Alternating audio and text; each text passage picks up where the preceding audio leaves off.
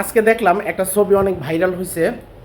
বিএনপির যে ভারপ্রাপ্ত চেয়ারম্যান তারেক রহমান, উনি তো সাধারণত লন্ডনে বর্তমানে থাকে এবং দীর্ঘদিন ধরে থাকতেছে। তো উনি বাস স্টেশনে দাঁড়ায় আছে এবং বাসের জন্য অপেক্ষা করতেছে, পাবলিক বাস।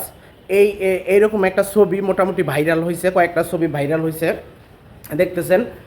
তো উনি কিন্তু বাংলাদেশে থাকে না, উনি কিন্তু লন্ডনে থাকে। আর লন্ডনের মতো জায়গার মধ্যে, এত নিরাপদ একটা দেশের মধ্যে উনি ওই জায়গায় কিন্তু একজন সাধারণ মানুষ। সাধারণ মানুষ হইলেও কিন্তু অসাধারণ একজন মানুষ।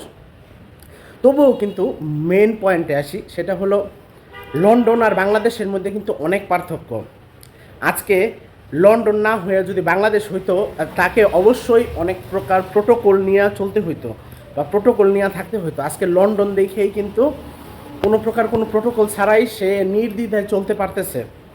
তো চলেন আমরা সকলে মিলে আমাদের দেশটাকে এমনভাবে তৈরি করি যাতে এইভাবে নিরাপদভাবে আমাদের দেশে প্রত্যেকটা মানুষ থাকতে পারে।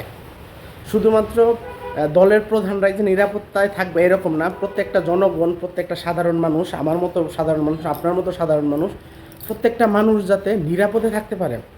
আমরা কিন্তু নিরাপত্তাহীনতায় সবসময় ভুগি। মানে দিন দিন আমাদের দেশে মনে হচ্ছে যে আমাদের কোনো মূল্যায়নই হচ্ছে না। আমরা সাধারণ মানুষের আমাদের কোনো মূল্যায়ন হচ্ছে না। এই জন্য চলেন, যারা ওনার ছবিগুলো পোস্ট করতেছেন তাদের অবশ্যই মানে সহযোগিতার প্রয়োজন আছে। তারা আসলে এই বাংলাদেশের পরিবর্তনের জন্য অনেক বড় একটা ভূমিকা পালন করতে পারেন।